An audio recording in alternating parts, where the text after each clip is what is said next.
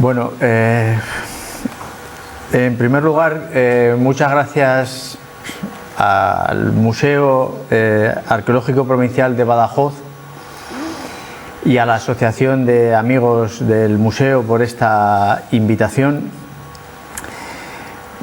Debería personalizarla en el director del museo, en el doctor Francisco Javier Heras, con el que, bueno, es evidente que nos une una relación, porque lo que ha dicho me parece un poco excesivo. No le hagan tanto caso con todo lo que les ha dicho. Yo lo que espero, les agradezco su presencia, lo que espero es no defraudarles, porque a lo mejor con el título del lujo en la antigüedad que hay en la entrada se pueden pensar muchas cosas.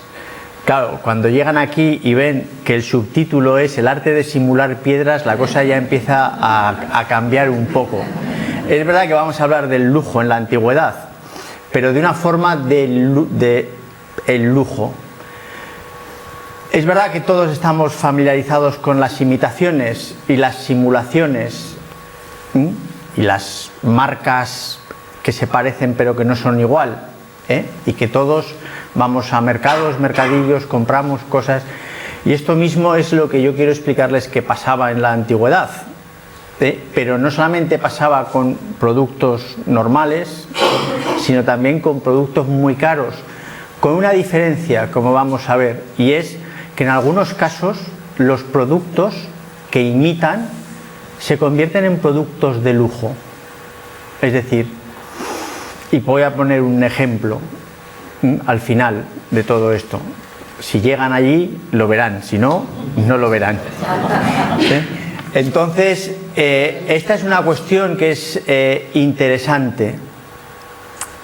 Es verdad que voy a hablar de muchos ejemplos de piedras que son los elementos a imitar, los recipientes, los adornos, pero también voy a hablar de vidrio, que es la materia prima que en la antigüedad, vamos a verlo, especialmente en época romana, porque yo voy a hacer muchas referencias a época romana, pero todas las que voy a hacer desde la antigüedad, desde que se descubre el vidrio es un material que se utiliza para imitar a otros, ¿vale? De una forma o de otra, ya hablaremos sobre estas cuestiones. Pero no solamente voy a hablar de vidrio, voy a poner otros ejemplos de metales, de cerámicas, etcétera, etcétera, para intentar ir haciendo una idea general. Ya digo que espero no defraudarles, porque después de lo que ha dicho el amigo Javier, y con todas ustedes aquí delante, me parece que algunos piensan que esto va a ser bastante más divertido de lo que va a ser realmente. Y el lujo, los ricos también sufrían en la antigüedad. Bien, voy a hacer un esquema de lo que les voy a contar. Voy a intentar enmarcar el fenómeno de las imitaciones, porque es en lo que me voy a centrar. Veremos rápidamente las producciones en piedra, algunos ejemplos. Veremos cómo funciona un poco el mercado y la demanda en cuanto al vidrio y la piedra, en cuanto a las categorías que hay entre productos, digamos, buenos, de calidad, hasta lo que se puede considerar un producto de lujo. Y después les voy a poner algunos ejemplos de imitaciones en alabastro. Aquí ya tenemos algunas en vidrio que imitan alabastros. De esto también se lo comentaré. Voy a hacer poner un ejemplo muy concreto de un mármol que en época romana tiene mucha difusión, que es el llamado mármol numídico, porque se extraía en Numidia, y es porque nos sitúa en un ejemplo que es un poco diferente a los demás. Es decir, la cadena de imitación siempre, como les voy a decir, va a ser oro, plata, piedra preciosa o ornamental, metal, bronce, cerámica, vidrio, pero aquí en este caso el vidrio pasa por delante de la cerámica y la cerámica es la que acaba imitando al vidrio, ¿vale? Porque es anterior la imitación en vidrio que la imitación en cerámica. Luego hablaré de las piedras preciosas azules y de sus imitaciones, porque el primer vidrio que se crea es de color azul, para entendernos, azul verdoso, ¿vale? Y imita a unas dos piedras preciosas que en esos momentos en Mesopotamia y en Egipto, sobre todo en Mesopotamia, que es donde aparece, son fundamentales, que es el lapislázuli y el zafiro, pero sobre todo el lapislázuli. Y entonces ahí tenemos los que son opacos y los que son translúcidos.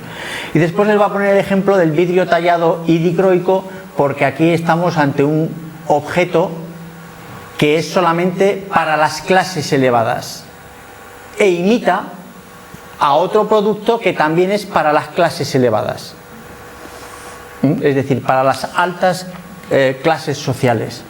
Y después intentaré hacer unas consideraciones finales.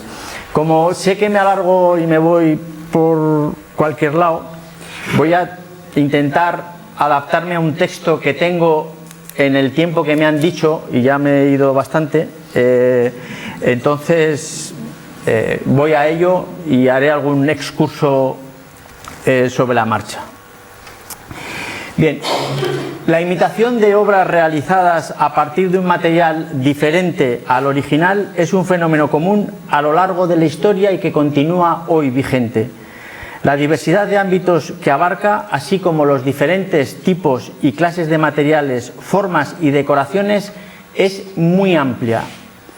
Los ejemplos que podemos poner son numerosos, desde los de las marcas de ropa y complementos, cuyas falsificaciones en nuestros días se mueven entre aquellas que parecen auténticas y otras que son parodias de una marca, que es lo que tenemos debajo, que es lo que un juzgado de Nueva York considera cuando Louis Vuitton llevó a juicio a una marca china por copiar su bolso, y dijo que no había tal problema porque era una parodia simplemente de una marca y por lo tanto no era sancionable. Pasando por obras de arte como una de las interpretaciones que Francis Bacon hizo del retrato de Inocencio X, que también podríamos incluirla en esta consideración. Retrato pintado por Velázquez, como ustedes saben. Y entre estos ejemplos podemos también incluir todos aquellos documentados en culturas del pasado y especialmente las antiguas que se desarrollaron en el ámbito mediterráneo. A título orientativo podemos, por ejemplo, mencionar la relación existente entre recipientes en basalto y cerámicos en el Ático Antiguo II, en el sur del Levante mediterráneo, y la influencia que en aquellos ejercieron algunos modelos metálicos chipriotas a través del mundo fenicio. También diversos ejemplos del mundo fenicio, griego, púnico o ibérico, donde hay influencias de vasos metálicos o cerámicos o en piedra, es decir, las relaciones entre todas estas artesanías, digamos, van en doble sentido siempre, van en una dirección y en la otra. Pero también podríamos incluir la imitación de joyas en cerámica, que es el caso de la necrópolis Bacea de Pintia, en la actual provincia de Valladolid, donde en algunas tumbas se depositaron las réplicas, mientras que las alhajas pasaban posiblemente de generación en generación. Ello no quitaba ningún valor ni efectivo ni alegórico a las piezas de barro, pero incorporaba a las de orfebrería un valor simbólico que se unía al económico, porque se acaban considerando como herencias de familia, es decir, son joyas que pasan de padres a hijos, y lo que se entierra en la tumba no es la joya, sino que es la copia en barro, que es, digamos, lo que representa, mantiene ese valor. Estos ejemplos de época antigua tienen como común denominador la imitación de objetos fabricados en materias primas muy valorados en otras materias, que consideramos menos valiosas. Dicha imitación puede afectar a la forma, a la decoración y al color, de manera individual o de manera conjunta. Los productos imitados fueron bien conocidos y apreciados, y en la casi totalidad de los ejemplos que vamos a poner coexistieron con los imitantes. Ahora bien, voy a evitar la palabra esqueuomorfismo, que es la palabra, digamos, técnica. Ya le pongo ahí lo que significa para que no haya problemas. Si se me escapa en algún momento, tengan en cuenta que me refiero al arte de imitar. Ahora bien, la motivación que hay detrás de cada caso no es la misma necesariamente. De ahí que algunos investigadores consideren fundamental conocer cuál es la razón por la que alguien decide copiar un objeto que ya existe. Quiero aclararles que yo utilizo algunas veces copia e imitación como sinónimos, pero no son sinónimos realmente, ¿vale? Una cosa es la copia, otra cosa es la réplica, otra cosa es la imitación. Por eso les pongo ahí las definiciones, aunque nosotros tendemos algunas veces a, cuando hablamos entre nosotros mismos, pues a utilizar una y otra palabra por no repetir siempre la misma. Bien, las respuestas pueden ser muy variadas, desde económicas, es decir, materias primas como el vidrio o la cerámica son más baratas de obtener que otras, como los metales y las piedras duras. La comodidad de fabricar modelos que imiten materiales más valiosos para su posterior venta y obtención de un beneficio, hasta tecnológicas, prueba de destreza o de competitividad entre artesanos, transferencia de conocimientos entre artesanías, pasando por modas o gustos de mercado, dar respuesta a una demanda de determinados productos, entre otras.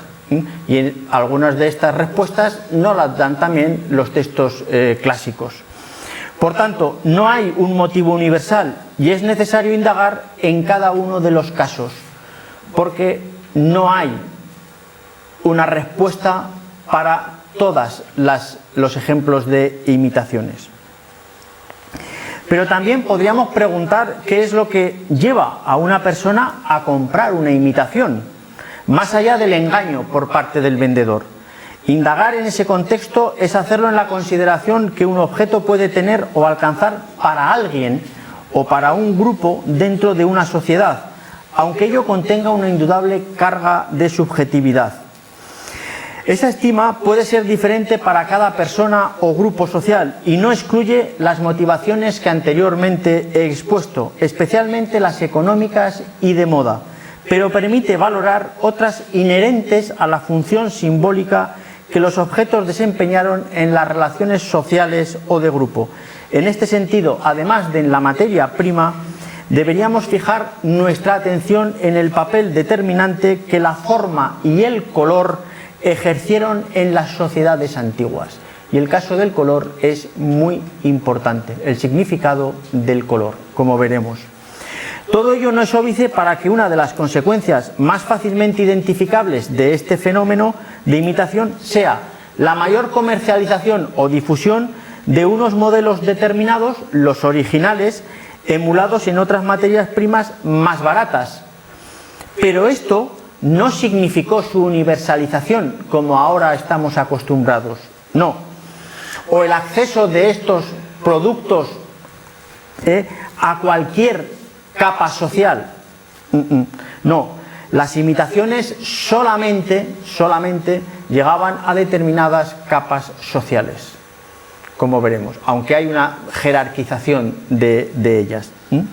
Sí, e incluso nos sitúan en algunos casos ante obras que son únicas, como es el caso de los vidrios tallados dicroicos, de los que hablaré más adelante. Pero también podríamos incluir aquí el ejemplo de las imitaciones de mármoles y otros materiales preciosos y apreciados, como, y ahí tienen varios ejemplos, de metal, vidrio, madera, marfil o incluso textiles en la pintura mural, dentro de las emulaciones de una arquitectura de prestigio, indicativo todo ello de la importancia que el color tuvo y también del alto nivel de lujo social.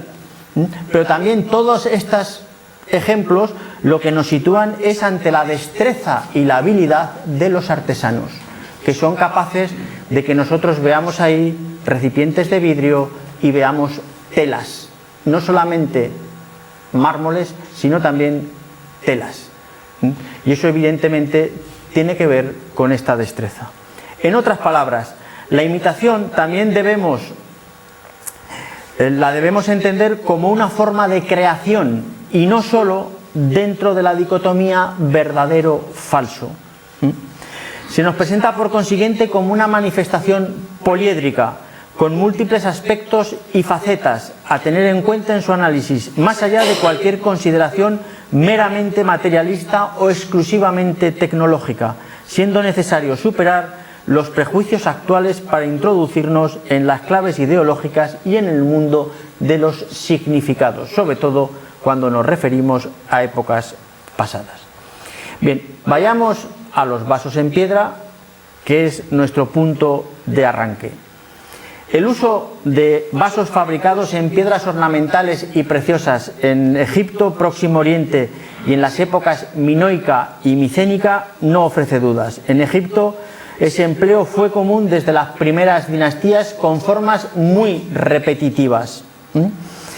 Mientras que en épocas minoica y micénica se constata la influencia en formas y en decoraciones entre recipientes pétreos y fabricados en metal y en cerámica, siendo en todos los momentos frecuente la existencia de su comercio en el Mediterráneo oriental. Entre los ejemplos conocidos parecen predominar aquellos que tienen una finalidad funeraria, pero también los hubo para uso ritual y cotidiano, como se ha destacado en Creta y en Micenas, donde existió una producción estandarizada que abarcó los principales centros de poder. Esta tradición continuó en época helenística con referencias a vasos en ónice, en ceremonias dionisíacas organizadas en Alejandría por Ptolomeo II Filadelfos, o sobre el tesoro de Mitrídates VI, rey del Ponto, sobre el que volveré dentro de un momento. A través del mundo griego y en especial de las guerras de conquista fue como los romanos conocieron las producciones de lujo. Además, los contactos con Oriente, que garantizaban el aprovisionamiento de la materia prima, favorecieron la adopción del uso de piedras de colores en la joyería y en las artes suntuarias, a pesar de la oposición de los austeros defensores de los valores tradicionales romanos. Pero también la conquista de Grecia produjo que buena parte de las fuentes de extracción estuviesen en manos de los conquistadores o en su esfera de influencia. A esto hay que añadir que en el caso de Egipto, a partir del 31 a.C., Augusto se reservó la provincia para su control. Fue administrada bajo sus órdenes y esto significó que Augusto fue el propietario de canteras y minas explotadas por los faraones y por los Ptolomeos y en heredero de su sistema de explotación.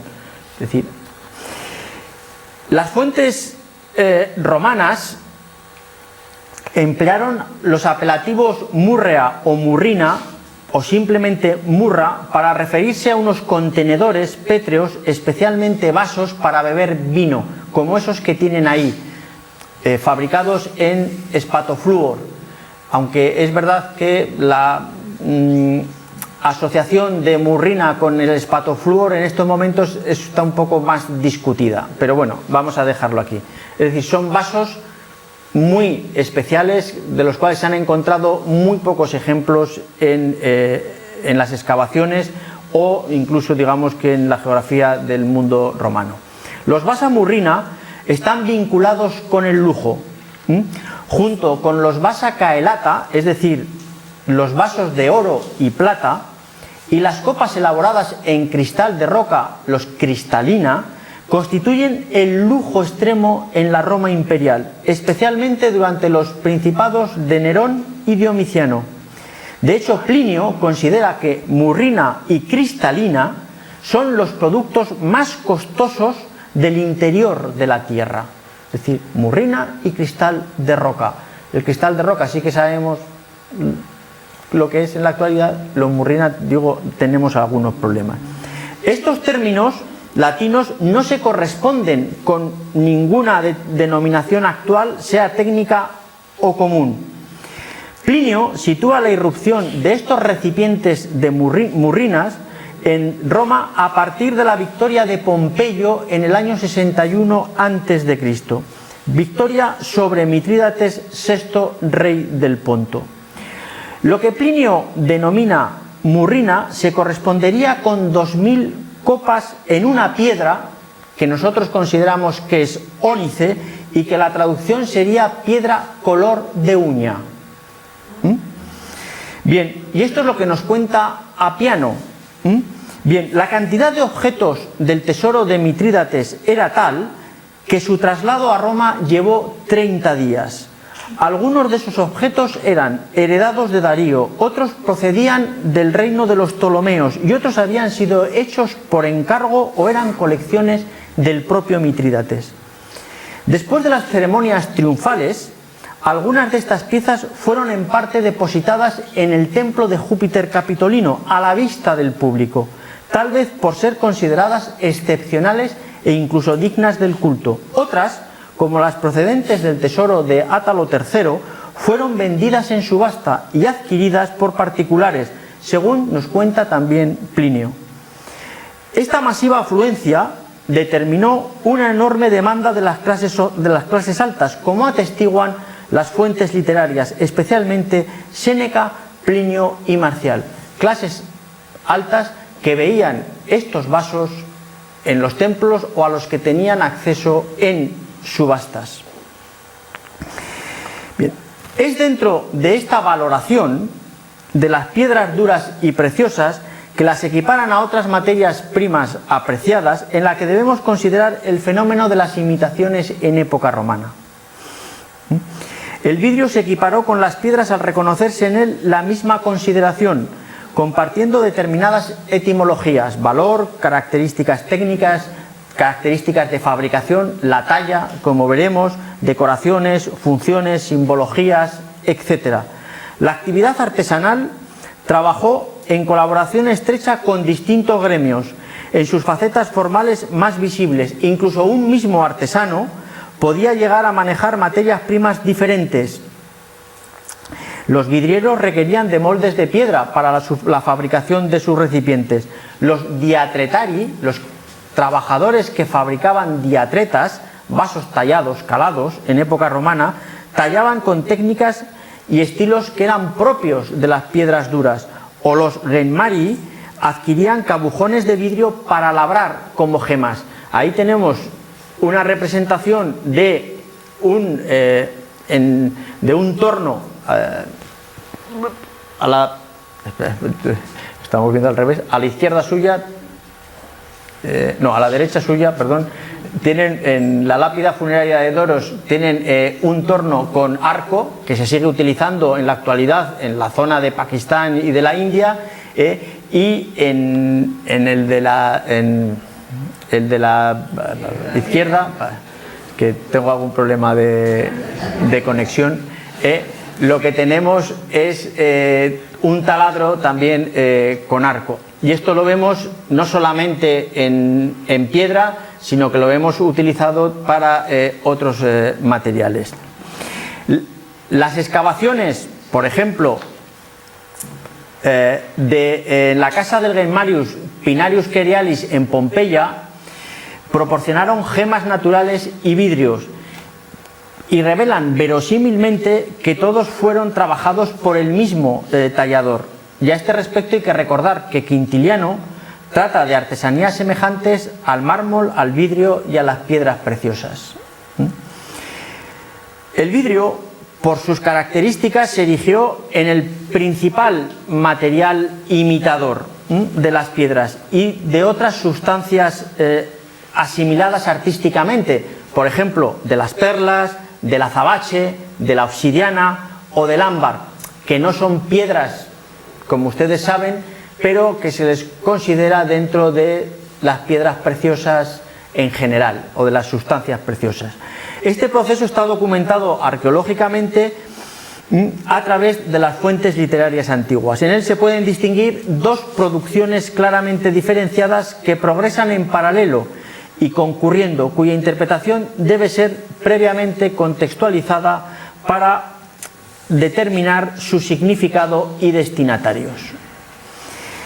Hay una primera categoría que está ejemplificada en el culmen de lo que los romanos llamaban magnificentia, que es en el ámbito público, y del luxus, que es en el ámbito privado, del lujo, viniendo expresada en la adición de componentes a materiales ya per se nobles. El mercado final estaría constituido por una élite o por la jerarquía político-social y económica, respondiendo a regalos imperiales, donaciones eclesiásticas, donas imperiales, obsequios, coleccionismo, ornamentaciones, etc.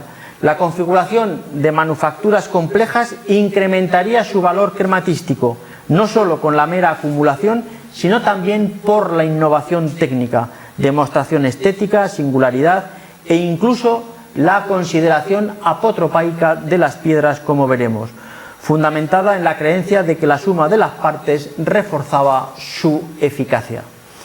En un orden inferior se situarían las mercancías más asequibles para satisfacer a un sector con menor poder adquisitivo, pero ávido de aparentar y ocasionalmente expuesto a un mercado de falsificaciones, aprovechando el desconocimiento del cliente sobre ciertas imitaciones como puerta de entrada al fraude.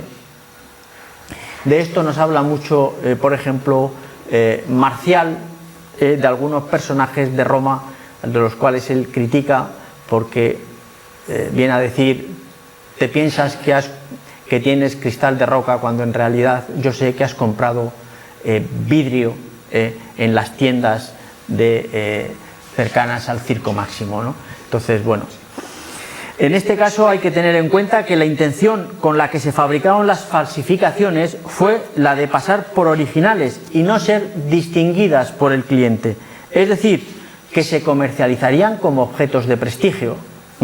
Cosa diferente es que el propietario encargara sustituir piedras preciosas por vidrio para mantener o aparentar el nivel de prestigio, lo que no puede descartarse en algunas ocasiones.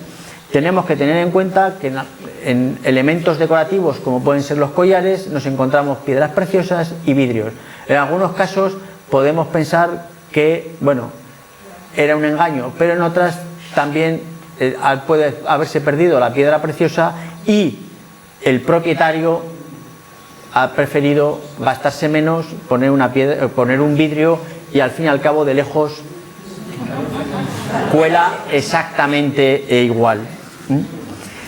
Bien, si establecemos una escala de medición cualitativa, la primera, partiendo de bienes de prestigio, se elevaría al rango de lujo, y para la segunda supondría pasar del nivel de alta calidad al de prestigio. Pero evidentemente son productos a los que tienen acceso capas sociales diferenciadas. Y estamos hablando de las capas más elevadas, no de las capas sociales más bajas. Es decir, cuando hablamos de la universalización, nuestra universalización es relativa. Bien, analicemos ahora algunos ejemplos de vidrios que simulan piedras en un proceso en el que encontramos paralelismos en color y diseño, pero en el que hay diferencias en los acabados de manera muy evidente. Y estas no deben entenderse como casuales. Hay que ser conscientes, como tienen en la imagen, que una misma clase de roca puede ofrecer visiones diferentes, lo que es muy evidente en las combinaciones exclusivas bícromas, polícromas, en cuanto irrepetibles, pero también en las monócromas o en las incoloras, como sucede con algunos cuarzos o con el cristal de roca, cuyo aspecto puede ir del incoloro transparente de gran pureza al translúcido casi opaco con distintos tonos de imperfecciones o inclusiones, pero en todo caso estamos hablando de cristal de roca, ¿vale? Y esto evidentemente a la hora de la imitación, lo que se imita siempre vemos es el material mejor. En el caso del cristal de roca estaríamos hablando del que es completamente transparente. Bien, el alabastro ha sido la roca más representada en la historia del vidrio. Dibujos y colores muy variados, inicialmente de vidrio en vidrio opaco, constituyen un ejemplo de simulación muy arraigado y prolongado en el tiempo sin interrupción. Fue muy utilizada en la antigüedad la roca para vasos canopos, contenedores de col, píxides, vasos para proteger contenidos especiales como medicamenta y principalmente para alabastra,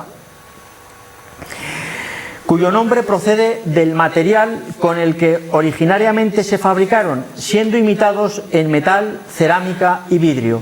Estas semejanzas se refieren a aspectos formales y funcionales, señalando la existencia de modelos bien conocidos por los artesanos, demostración de la intencionalidad del fenómeno.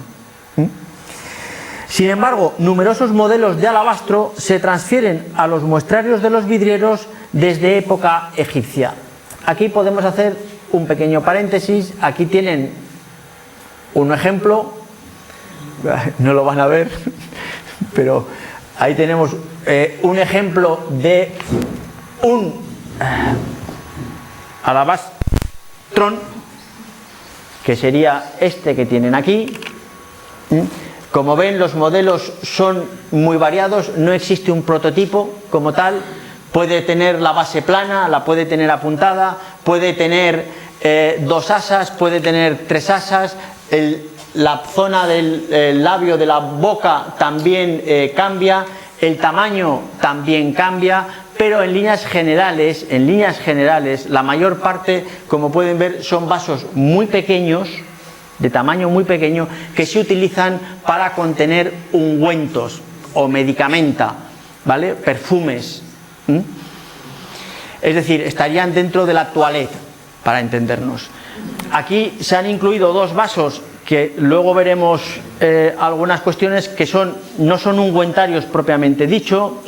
Lo que estarían copiando es a los Aríbaloi, que son también unos pequeños contenedores para tener en su interior también perfumes, por su tamaño. Es decir, entonces todos estos estarían en la misma dinámica, pero el modelo original es un vaso en alabastro.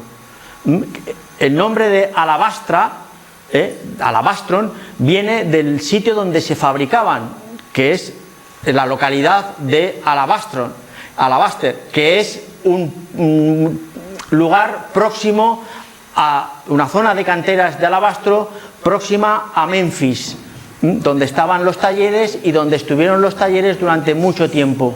Bien, estos modelos no es el único alabastro que hay, para entendernos. No todos los alabastras que vemos vienen de Egipto, porque hay alabastro en Asia Menor, hay alabastro en la península ibérica y en varios sitios alabastro de mejor o peor calidad, lo hay en Etruria, lo hay en Yemen, etcétera, etcétera. Es decir, lo que luego se copian los talleres locales, lo que copian son el modelo, y los modelos son repetitivos desde época egipcia.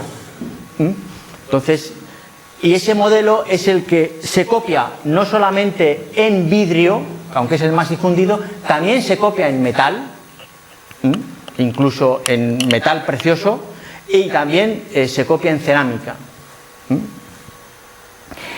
Bien, la paleta de colores, ya vamos a ver algunos cambios. La paleta de colores que permitía el vidrio se observa, por ejemplo, en el recipiente en forma de pez, cuyo original formado a núcleo tiene una reactualización soplada en época romana. tienen un modelo en alabastro arriba, abajo es el modelo egipcio y al lado tienen el modelo romano. Vean cómo esas líneas del alabastro están copiadas, aunque con una recreación, en el vidrio, y aquí tendríamos casos similares de recreaciones de colores para que el comprador vea, digamos, lo que serían esas vetas del material.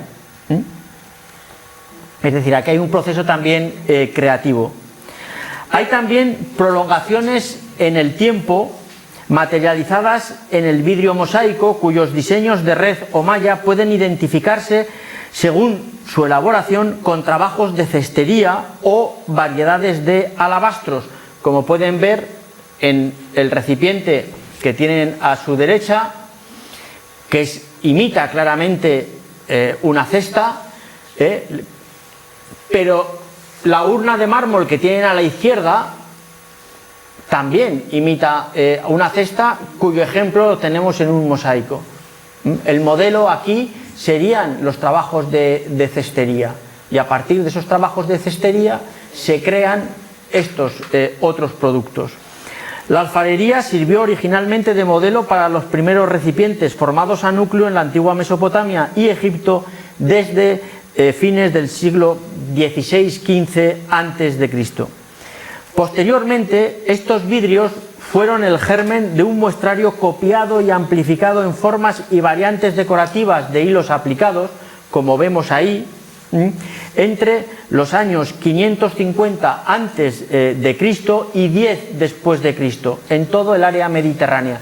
Y como ven, lo que se mantiene, digamos, son esas líneas que marcaría el alabastro, el travertino.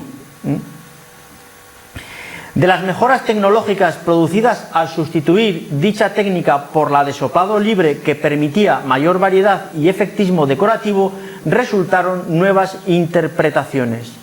En época romana encontramos tipos que aparecen por primera vez como contrapunto, sirviendo de ejemplo, por ejemplo, la jarra de vidrio con vacante forma ISIN 54 en relación a la de alabastro.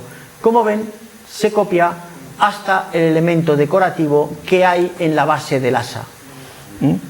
También se reprodujeron detalles morfológicos específicos desarrollados en talla y trazados sobre asas decoradas en jarras de vidrio. Como ven, esa asa de vidrio está copiando literalmente esa asa en alabastro. El recipiente sería el mismo. Pero también hay inspiraciones, en algunos casos sutiles, con aspectos visibles de manufacturas de épocas anteriores, que pueden pasar desapercibidas, como las decoraciones con una banda de onda compleja en color rojo que aparecen en distintas formas del Bajo Imperio y que nosotros encontramos en alabastro en vasos que son de época sumeria. Es decir, por lo tanto, son modelos que posiblemente se vienen repitiendo y lo que están copiando es la forma en parte, pero sobre todo la decoración de ondas y bandas. Algunas obras de metalistería, plata y oro se sumaron como contrapunto, introduciendo obras aproximadamente simultáneas ejecutadas en distintos materiales como alabastro, bronce, vidrio y cerámica, como se puede ver en esta jarra del siglo VII a.C. y que ustedes creo que conocen perfectamente. Es un ejemplo muy ilustrativo, la jarra con boca trilobulada en vidrio hallada en Aliseda, en Cáceres, que tiene un perfil que se ha relacionado con otras producciones. Este tipo de jarra piriforme fue documentado por Jiménez en vidrio, metal y cerámica en el ámbito fenicio, con una cronología que en líneas generales se sitúa en el siglo VII a.C. y en alabastro en territorio egipcio, como atestiguan algunos ejemplares como el de la imagen en la necrópolis de El Curru en Nubia, que están depositados en el Museo de Bellas Artes de Boston, y que pertenecerían a la primera mitad del siglo VII, en un arco cronológico que es muy similar para el vaso hallado en alabastro también en la zona de Asiria, en la tumba en época de Senaquerib. Esto significa que para esta forma tenemos una amplia gama de materias primas que van desde el alabastro en las tumbas nubias hasta el vidrio, pasando por el bronce y la cerámica, y las fechas son prácticamente similares. Algunas jarras parecidas hay aquí depositadas en el museo y tienen algunos, algunos paralelos en otros materiales también. En cuanto a la traslación funcional de objetos de alabastro a vidrio, en los recipientes se reproducen, además de las partes, las dimensiones, como es este caso, los grosores, como es este otro, los acabados, como vemos aquí, e incluso la distribución decorativa. Sin embargo, los atributos de conservación de la piedra priorizados en los ungüentarios son secundarios en el ámbito de la vajilla de mesa. Quizá porque jarras y otros recipientes desempeñaron un importante papel ritual con un uso amortizado en los depósitos de tumbas. El conocimiento de los perfiles de vidrio nos traslada a los de piedra y viceversa, en un efecto que podemos considerar de ida y vuelta, facilitándonos la investigación en ausencia de alguno de ellos. La ductilidad del alabastro lo hizo especialmente adecuado en los detalles y también muy comprensible para los vidrieros. Los recipientes de alabastro y piedras en general fueron rellenados y reutilizados repetidamente. En el segundo caso, variando su contenido original, como los de vidrio y los metálicos. Sin embargo, estos dos últimos, vidrios y metales, al quedar inutilizados por fractura, eran susceptibles de ser reciclados o rutinariamente refundidos, mientras que los otros no. Por consiguiente, estos hallazgos sirven para valorar la repercusión y distribución geográfica, pero no la escala de consumo en la antigüedad, porque la mayor parte de los recipientes de vidrio, que tenemos son de vidrio y nos están indicando lo que pudo ser la producción en piedra. Pero esta producción en piedra ha quitado algunos vasos, como por ejemplo los alabastra, que están muy difundidos, nosotros la conocemos escasamente.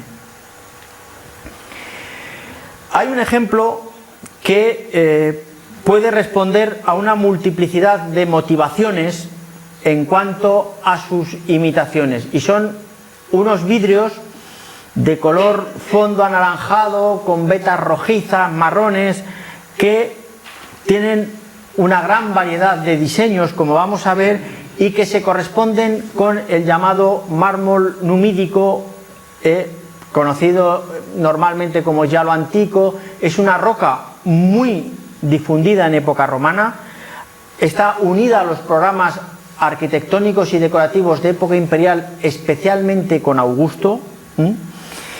También tenemos, aunque en menor medida, algunos ejemplos en vasos y recipientes, como por ejemplo este que ven ahí, este plato votivo en honor de Baal Saturno, y algunos otros que están depositados en los museos de Útica, Tipasa o Cartago, que nos indican que sí que había una producción de vasos, de recipientes en este material. Esta importancia puede ser el motivo también que hizo que esta piedra se representase en columnas y como columna y como elementos arquitectónicos en pintura mural, a partir del primer y segundo estilo. Y hay muchos ejemplos más o menos fieles al original. Aquí tenemos, son normalmente estos colores de fondo amarillo con formas circulares ovaladas de color rojo o marrón, que están imitando a esta roca. Bien, Pero a nosotros lo que nos interesa es este aspecto que voy a remarcar ahora. Son imitados en cerámica, en los talleres de Terra Sigillata Gallica del Agrofesanc, con unas producciones conocidas como marmorata, que se sitúan entre finales de Claudio y época de Nerón, y también en vidrios de un color amarillo anaranjado con veteados rojos, que se han hallado en algunos yacimientos, como por ejemplo Emérita Augusta, Astúrica Augusta, la Colonia Celsa, aquí en Mérida, en Astorga, en la provincia de Zaragoza, pero también tenemos ejemplos depositados en el Metropolitan Museum de Nueva York, en el British Museum, ahí tienen un ejemplo en la parte superior, o en el Musée Départemental de l'Art Antique. Hay ejemplos de recipientes enteros, que no es lo más habitual.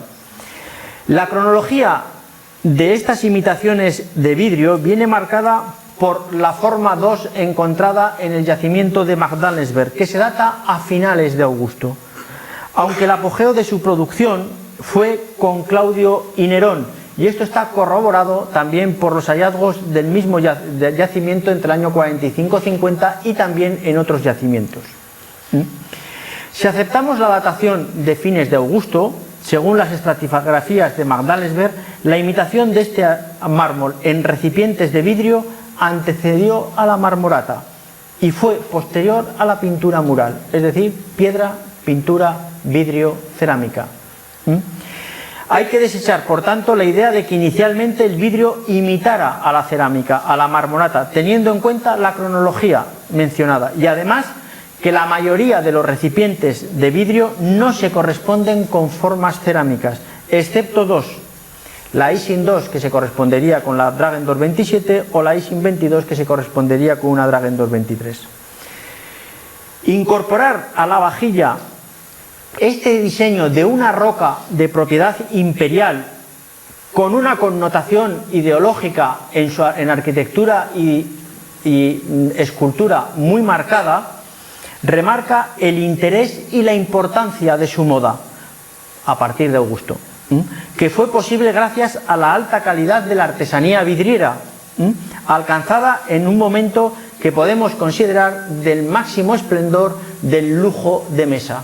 Es el momento en el que prácticamente todos los recipientes que imitan piedra nos lo vamos a encontrar. Es el momento en el cual, a partir de Augusto, Tiberio y sobre todo con Nerón hasta Domiciano, es el momento del máximo esplendor del lujo.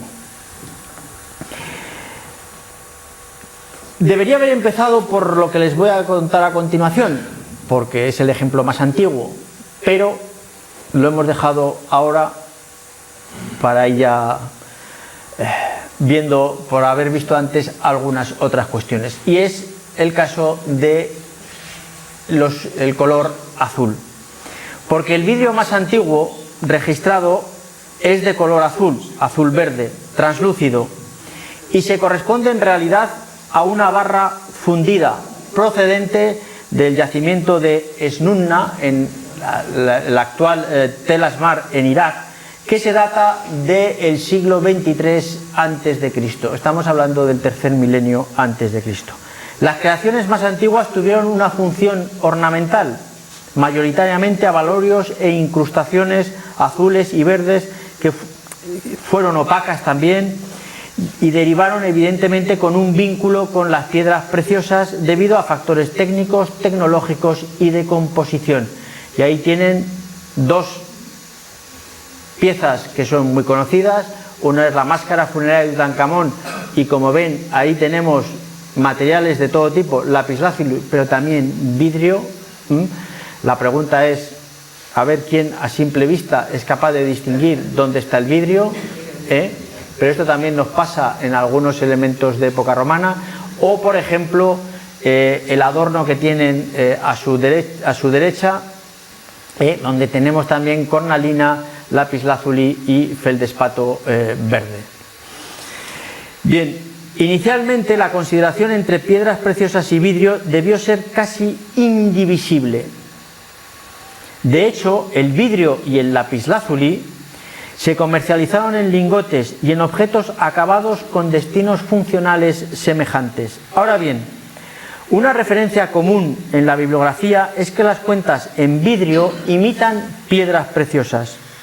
Di Giacomo, una autora italiana que ha trabajado mucho también sobre el tema del lujo, diferencia en la antigüedad entre la existencia de verdaderas falsificaciones, es decir, aquellas referidas en las fuentes escritas, y la evidencia arqueológica, es decir, la que corrobora la emulación en vidrio de ciertas piedras preciosas, planteando la complejidad de diferenciar entre la falsificación de la imitación antigua, ya que probablemente estas últimas se comercializaban dentro de un sector público menos pudiente, que no era llevado a engaño y que sabía qué era lo que adquiría.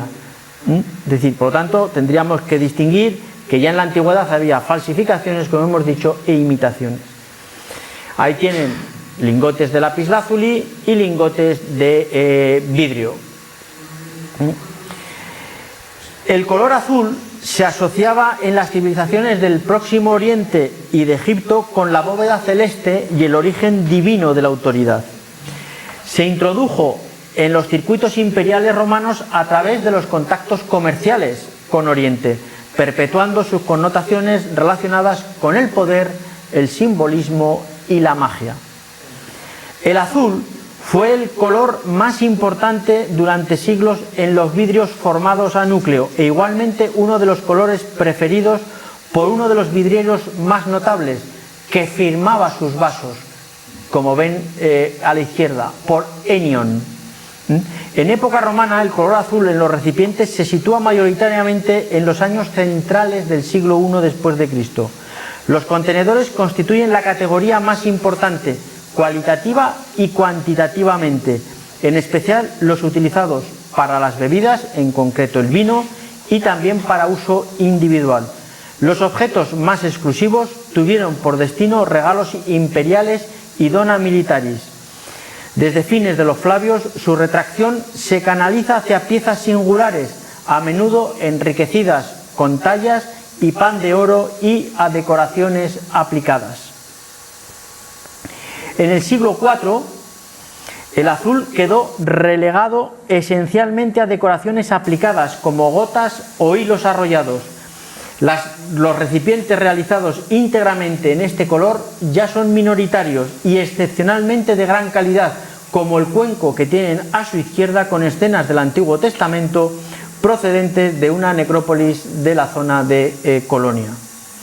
Mientras que en el siglo I, en arquitectura, las placas de pared de color azul se restringen a piezas de gran lujo como las bícromas realizadas en vidrio camafeo o las monócromas con decoración a molde de temática variada. Por lo que respecta a las teselas, su eclosión surge a finales del siglo II y se prolonga en las centurias siguientes, y hay ejemplos en numerosos mosaicos, y yo creo que algunos de los que tienen, el que tienen en el patio y el que tienen a la entrada, tiene numerosas teselas azules de la gama azul, azul turquesa. La diferenciación de piedras auténticas y vidrios constituye un tema recurrente en la literatura clásica. Plinio proporciona una serie de piedras azules, algunas de las cuales pueden ser imitadas, aunque las referencias no siempre permiten establecer relaciones científicas con las rocas y los minerales catalogados. Ahí tienen las piedras azules, el nombre que recibe, que les da Plinio, y no solamente donde aparecen, no solamente en Plinio, sino también en otros autores, azules o con matices. Según Tácito, el culmen del lujo en la mesa se concentra en el periodo Julio-Claudio, y las estratigrafías de algunos yacimientos así lo confirman. Los autores suelen incluir el vidrio cuando tratan sobre piedras preciosas, pero a menudo destacan un escaso valor del vidrio respecto a las piedras. En este sentido, Marcial usa el término gemma para referirse al vidrio como material, pero añade que es una gema barata, es decir, una Willis Gemma, en comparación con las piedras preciosas. Entraría en esa categoría de gema, pero no es una piedra preciosa. Bien, y si han ya llegado hasta aquí, pues les voy a enseñar el culmen del lujo en época romana.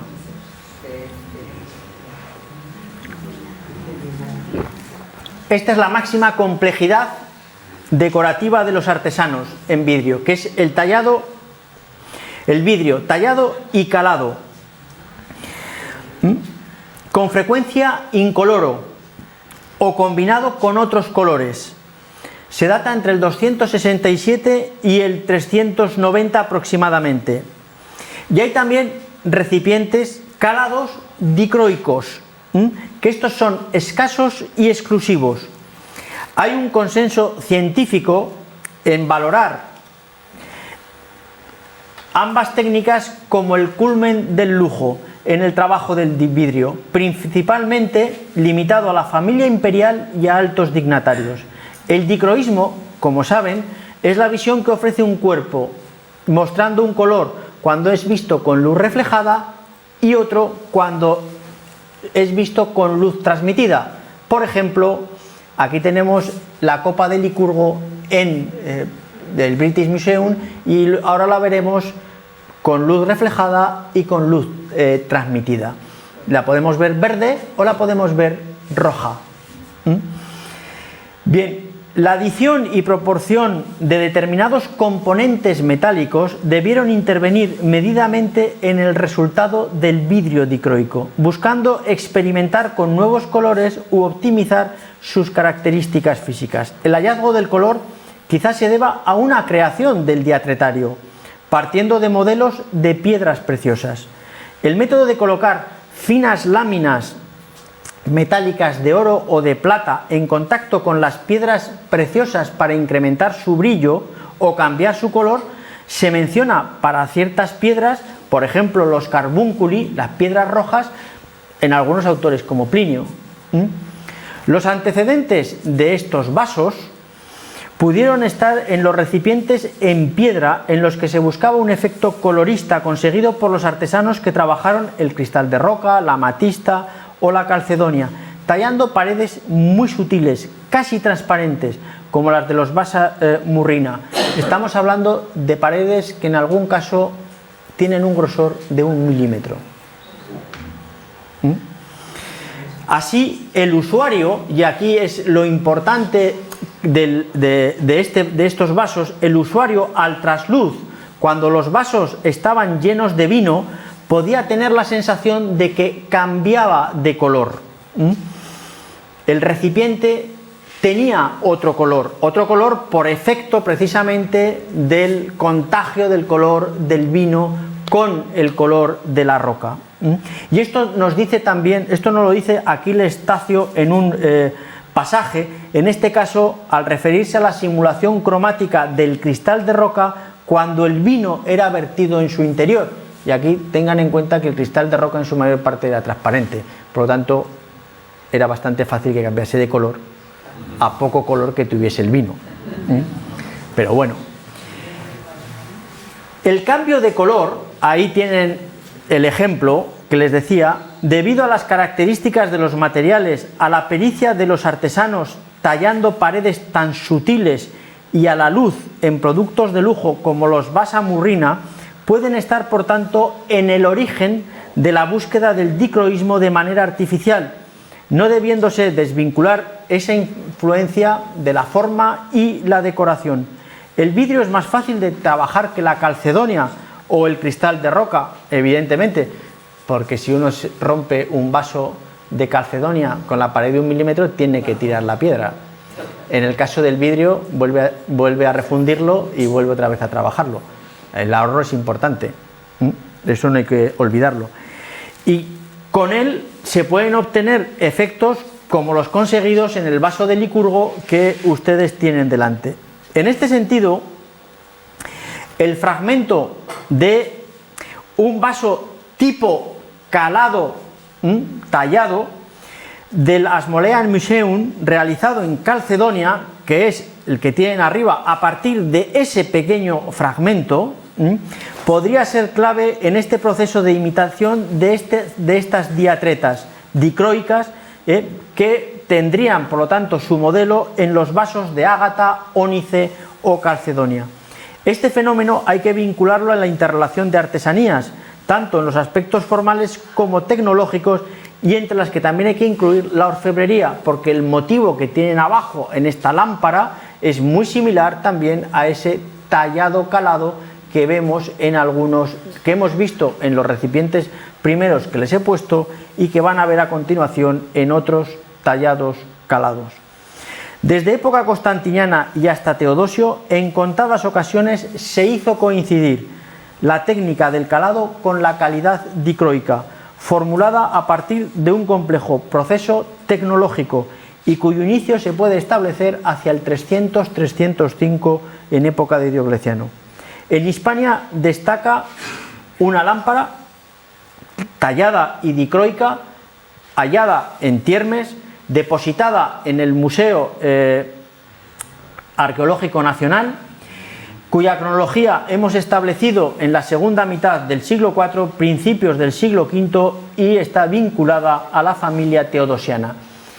Tiene un ejemplo de una diatreta hallada en el castro de Vilaldonga en Lugo, y tienen el caso de la diatreta dicroica de Tiermes, que, como ven, hay zonas rojas y zonas verdes con luz reflejada o con luz transmitida. El problema es la reconstrucción o la restauración que tuvo, porque inicialmente se le hizo una restauración que posteriormente se deshizo porque se vio que aquello no era el vaso, y entonces la forma que tendría el vaso es esta, sería una sítula en realidad, que pudo servir, como muchos vasos y muchos recipientes en época romana, para una doble función, para contener líquido pero también para iluminar. Recipientes de este tipo tenemos en algunos mosaicos, por ejemplo en Rávena, es decir, exactamente iguales y colgados, y de ahí vendría este arranque de un asa, y aquí también estas dos formas que tienen aquí, estas dos hendiduras, que serían para colocar una soga, una cuerda, y sujetar el vaso para que estuviese dando luz. Si atendemos a la distribución geográfica de los hallazgos, esta revela que de los 15 recipientes conocidos en vidrio dicroico, solo 3 se han encontrado en Occidente, uno en Roma, otro en Aquileia y este de Tiermes. Y solamente 2 están datados estratigráficamente, uno en Alejandría y otro en Aquileia. Sorprende la ausencia en Galia, en las fronteras del Rin, del Danubio y en todo el área de Milán, lugares donde hay una prolífica aportación de vidrio antiguo y sobre todo de diatretas caladas, lo que indica un origen oriental para estas producciones, dado que la mayor concentración de los hallazgos está en Egipto o en Turquía. En la antigüedad tardía, las piezas excepcionales de productos equiparables por coste de manufactura y consideración entre distintas artesanías como marfiles, platería, tejidos, diatretas, formaron parte de tesoros imperiales para agasajar a los principales dignatarios del imperio, a los que tenían acceso las élites aristocráticas, militares y eclesiásticas, funcionarios o notables relacionados con la corte imperial o a exponentes de la misma, y el vidrio tallado fue símbolo de estatus social y económico y estuvo restringido a una élite. Las propuestas para sus talleres los sitúan cerca de donde estuvo el centro de poder o artesanos que trabajaron por encargo de la corte. Estos vidrios reúnen todos los componentes para ser considerados objetos de lujo, a pesar de que estaban imitando también a a unos vasos de lujo. Vasos de lujo en piedra de los cuales solamente nos queda un pequeño fragmento, mientras que recipientes de vidrio de este tipo nos quedan pocos, pero por lo menos nos quedan 15. Bien, voy a ir concluyendo porque creo que me voy a alargar y me van a echar la bronca. Bien, aunque el objetivo de estas imitaciones fuese copiar objetos manufacturados en materias primas caras y muy apreciadas en otras más baratas, para una mayor comercialización y difusión de los modelos, ello no significa que los productos resultantes, menos costosos económicamente, estuviesen necesariamente al alcance de cualquier clase social, y en algunos casos nos sitúan ante obras que pueden calificarse como únicas, como el caso que tienen arriba de la copa de Arles o el caso de los recipientes dicroicos.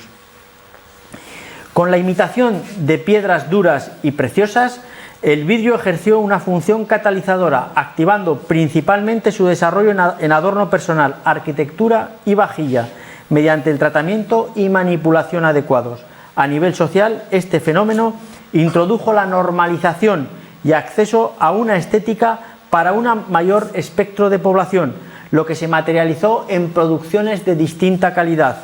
Algunas presentan una estrecha y fiel simulación del original, pero también las hay que son producto de incorporaciones libres de la artesanía o de la distinta búsqueda de objetivos tecnológicos, comerciales o creativos. No debemos olvidar que las imitaciones, como ya señaló François Bremer, para la pintura mural son siempre tributarias de una roca bien definida, que en el caso de la pintura se manifiesta en unos cartones que inspiraron al pintor, incluso si su ejecución fue una mera interpretación del modelo. Así vemos estándares en cuanto a diseño y color que agilizan su asociación, y casos con una cierta libertad creadora e interpretativa, por ejemplo con el llamado mármol moteado en pintura. Esta idea es aplicable en el caso de los vidrios, tanto cuando imitan a rocas ornamentales bien conocidas o ampliamente difundidas, como cuando imitan a otras mucho más complejas, como son las calizas fosilíferas o los fósiles, pero eso es otro tema más complejo. Los virtuosismos y atractivos adicionales que permitía la artesanía y el producto pudo ser una forma de competir frente a los colores y combinaciones más reducidas de las piedras, además de cubrir una demanda. Estas imitaciones de piedra en vidrio en época romana las conocemos por las fuentes literarias y por la arqueología, pero a través fundamentalmente de ejemplos referidos a paneles de opus sectile y revestimientos de pared y de vajilla alto imperial. Esta preponderancia de fragmentos y piezas de vidrio no puede ocultarnos la escasez, como ya les he dicho, de evidencias referidas a vasos en piedra o al servicio de mesa en general. Precisamente el servicio de mesa es un buen indicador de la riqueza y del estatus del propietario, siendo los materiales usados un reflejo de sus circunstancias financieras. Quizá esta exigüidad se deba a que muchos de los objetos pasaron a formar parte de las grandes colecciones y de los gabinetes del siglo XVII y XVIII, y otros acabaron en las catedrales por vía de los cruzados o por munificencia imperial, sin olvidar que un número indeterminado también pudo transferirse al comercio anticuario y al coleccionismo privado. De todo ello es un buen ejemplo el tesoro de Lorenzo el Magnífico, cuyos vasos sufrieron numerosos avatares a lo largo de la historia, pasaron de tesoro en tesoro y de colección en colección, además de la dificultad que plantea el poder fecharlos, porque se encuentran descontextualizados y en algunos casos reutilizados.